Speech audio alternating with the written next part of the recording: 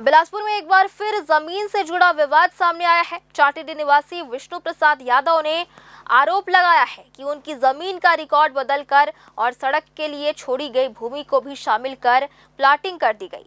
पीड़ित का कहना है कि 0.70 एकड़ भूमि को 0.77 एकड़ बताकर अलग अलग लोगों को बेचा गया, जिससे उनकी जमीन का रकबा भी प्रभावित हुआ।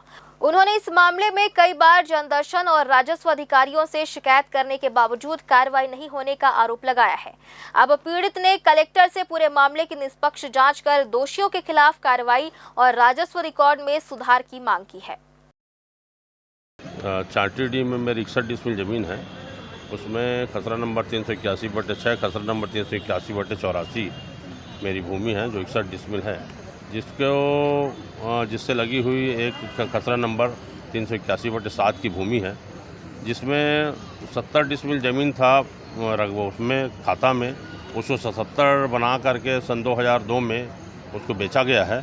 और उसके बाद जो प्लाटिंग करके जब बेची गई तो उसमें जो रोड का रकबा है उसको ही बेच दिया, तो मेरी ज़मीन को दिखा के बेच दिया। तो मेरी ज़मीन लगभग 14 डिसमिल ज़मीन मेरी कम हो रही है, उसकी शिकायत करने आया था। इनके द्वारा बेची गई है उसमें उस समय जो है अशोक मौर्य द्वारा खरीदी गई थी ज़मीन को, और एक साहू फैमिली है, राजकुमार वगैरह, उनके द्वारा बेची गई थी।